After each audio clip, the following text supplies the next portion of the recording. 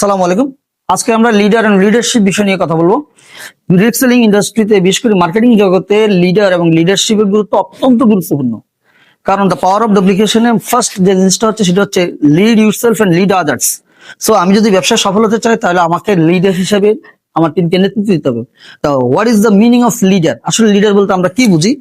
আমরা যদি একটু খেয়াল করি তাহলে আমরা দেখবো লিডারের এল মানে হচ্ছে লয়াল, আমাকে বিশ্বস্ত হতে হবে। অর্থাৎ বিশেষ করে আমাকে যারা ফলো করছে, মাই ফলোয়ার্স, তাদের প্রতি টাইম অ্যান্ড ফিনান্সিয়াল কমিটমেন্ট, সময় এবং আর্থিক লেনদেনের আমাকে 100% অ্যাকুরেট হতে হবে। ধরুন আমি কোনো কারণে 10 জন ব্যক্তিকে একটা কমিটমেন্ট দিলাম যে তোমরা যদি এই কাজটা করো তোমাদেরকে আমি এই একটা উপহার দেবো বা এটা দেবো, হোয়াট এভার। এখন তার মধ্যে 9 জন করেছে, 9 জনকে আপনি দিয়েছেন, একজনকে আপনি দেন নাই। এই 9 জনকে আপনি দিয়েছেন, এটার জন্য আপনি অ্যাপ্রিসিয়েট না পেলেও বাট একজনকে যে দেন নাই তার কাছে আপনার লিডারশিপ নষ্ট হয়ে যাবে। আপনি যদি 200%, আপনি যদি টিম থেকে 100% রেজাল্ট পেতে চান তাহলে আপনাকে 200% স্পিডে কাজ করতে হবে। বিকজ আপনি যদি দৌড়ান তারা হাঁটবে, আপনি যদি হাঁটেন তাহলে তারা বসে পড়বে, আর আপনি যদি বসে পড়েন তাহলে তারা কিন্তু ঘুমাবে। আল্লাহ না করুক আপনি যদি ঘুমাই পড়েন তাহলে মারা যাবে।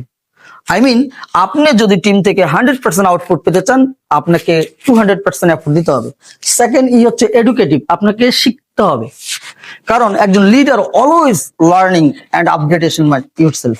অ্যাজ এ লিডার হিসেবে নিজেকে আপডেট করতে হবে, শিখতে হবে। আর আপডেট করার সবচেয়ে বড় উপায় হচ্ছে শিখা, প্রতিনিয়ত শিখা। আমি প্রায় প্রতিদিন 4 থেকে 6 ঘন্টা পড়াশোনা করি, বাসে যখন বসি আমি পড়াশোনা করি।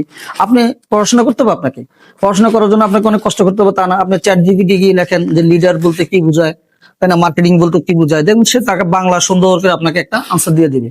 এভাবে অলওয়েজ আপনাকে এডুকেটিভ হতে হবে, আপনার মধ্যে শিক্ষার্থীর মনোভাব থাকতে হবে। আমরা অনেকে কি করি, আমরা অনেক টাকা পয়সা খরচ করে আমরা টিমকে নিয়ে আসি, নিয়ে এসে ট্রেনিং এ ঢুকে দিয়ে আমরা বেরিয়ে চলে যাই। তখন সে কিন্তু এটার 100% আউটপুট নিতে পারে না। কেন নিতে পারে না? কারণ সে পার্সোনালি চিন্তা করে ট্রেনিং করাটা যদি বা এডুকেশনটা যদি এত ইম্পর্টেন্ট হতো তাহলে উনি কেন করছেন? Because they are following you, তারা আপনাকে ফলো করছে। সো আপনি হয়তো এই প্রেজেন্টেশন বা এই ট্রেনিং বা এই সেশনটা আপনি হয়তো কয়েকবার করেছেন, বাট তাদের সাথে করা আর নিজে পার্সোনালি করা অনেক পার্থক্য। কারণ এই ক্ষেত্রে তারা অনুপ্রাণিত হবে যে একজন ডিরেক্টর হয়ে যাওয়ার পর, একজন সফল ব্যক্তি হয়ে যাওয়ার পর, সেলিব্রিটি হয়ে যাওয়ার পর উনি যেহেতু ট্রেনিং করছে তাই ট্রেনিং এর গুরুত্ব কত ইম্পর্টেন্ট। থার্ড ওয়ান হচ্ছে অ্যাক্টিভ, সক্রিয়। আমি এর আগে অ্যাক্টিভ নিয়ে কথা বলেছি যে আপনি যদি সক্রিয় থাকেন, সচল থাকেন, তাহলে কিন্তু আপনার টিম কিন্তু সক্রিয় থাকবে। আর আপনি যদি ইনঅ্যাক্টিভ থাকেন, এটা নিয়ে আমি আগে কথা বলে ফেলেছি। আসেন ডুপ্লিকেবল, আপনার মধ্যে অনুকরণীয় কিছু গুণ থাকতে হবে। হ্যাঁ, কবির একটা কবিতা আছে, কেরোসিনের শিখা বলে মাটির প্রদীপেরে, ভাই বলে যদি টাকো গেল গলা টিপা। অর্থাৎ কেরোসিনের শিখা একটু দামি মানুষ আর মাটির প্রদীপ একটু গরিব মানুষ। তো সে বড় লোক হয়ে ছোট ছোট গরিব মানুষকে বলতেছে তুই আমাকে ভাই বলে ডাকলে গলা টিপে মেরে ফেলবো। তো কেরোসিনের শিখা বলে মাটির প্রদীপেরে, ভাই বলে যদি ডাকো দেবো গলা টিপা, হেন কালে গগনেতে উঠিল চাঁদা, কেরোসিনের শিখা বলে এসে মোর দাদা। মানে এই পৃথিবীর সবাই চায় তার চেয়ে একটু সফল, তার চেয়ে একটু সুখী মানুষের সাথে চলতে। সো আপনাকে তখন মানুষ ফলো করবে যখন আপনার মধ্যে কিছু থাকবে, আপনার মধ্যে আপনার চলন, আপনার বলন, আপনার হেয়ার স্টাইল, আপনার ড্রেস কোড, আপনার অ্যাটিটিউড, আপনার বিহেভিয়ার একটা মানুষকে অ্যাট্রাকটিভ করবে। সো আপনি যদি লিডার হতে চান, অ্যাজ এ লিডার হিসেবে নিজেকে গণ্য করতে চান, ইউ হ্যাভ টু বি ডুপ্লিকেবল। আপনাকে ডুপ্লিকেট করার মতো কিছু পয়েন্ট লাগবে। হচ্ছে আপনার এনথুজিয়াস্টিক, আপনার মধ্যে উদ্যমী হতে হবে, সাহসী হতে হবে, তারুণ্যদীপ্ত যৌবন থাকতে হবে। কবি নজরুল বলেছিল যে আমি বার্ধক্যের ভিতরে দেখতে পাই তারুণ্যদীপ্ত যৌবন, আর অনেক যুবকের ভিতরে দেখতে পাই বার্ধক্য।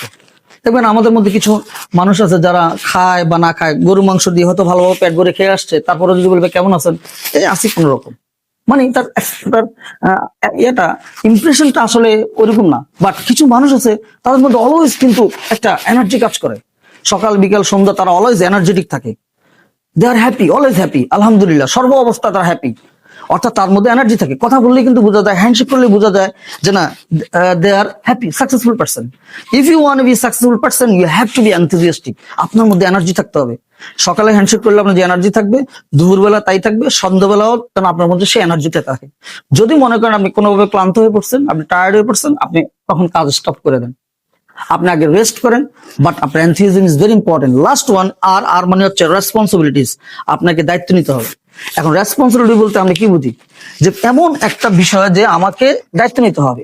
আমার ফলোয়ার্স যারা আছে, যারা আমাকে ফলো করছে, এজ এ লিডার হিসেবে তাদের দায়ভার আমাকে নিতে হবে।